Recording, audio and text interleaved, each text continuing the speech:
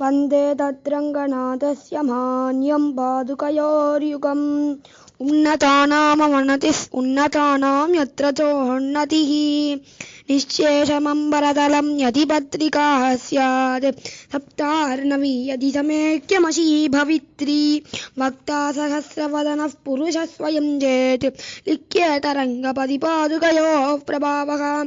वेदो ब्रह्मणकुतूहलिना निपद्धं विश्वम्भरा श्रुतिभरेण महर्षिणा यत्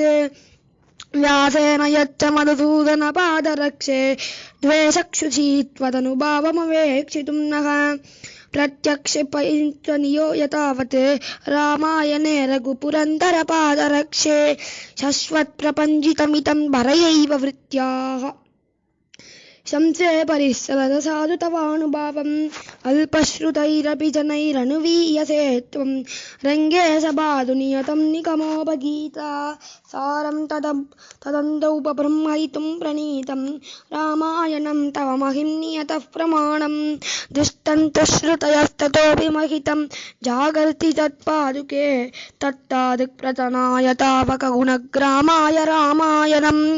यस्यासीरविन्दसम्भवतु मञ्जीरसिञ्जारवस्तत्तादुत्तरपादपत्तपणितिर्वल्मीकजन्मा कविः बद्धिप्रह्वपुरप्रपञ्चनतटावाडीसनीरस्फुरच्चूडारक्वदवासनापरिमणस्याने तुमः पादुके रङ्गक्षोणिभृतङ्गिपद्मयुगलीः पूर्णः प्रभङ्गेः फलं निश्चिन्वन्ति विपश्चिनस्तनदना नित्यं यदुक्तं धनं मातर्मा तव पादुके तव गुणान् कस्तोतुमस्तोखधीः कोटीरे यदर्पणप्रणयिनां सेवागणेश्वर्गिणाम् अन्योन्यं क्षिपतामलङ्गप्रथमिका सम्मर्दकोलाहलं विश्वस्येनदलानवेत्रलदिका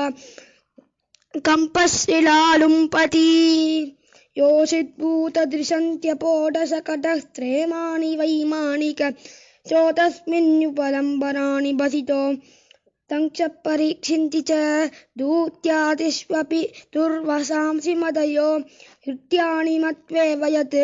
तत्ते तत्प्रणयं तदेव चरणत्राणं वृणे रङ्गिणः वन्दे तन्मधुदैदपारिपरयो मित्रं पदत्रद्वयम् यत्तद्भक्तिभराणतेन शिरसा यत्र कविस्बिभ्रति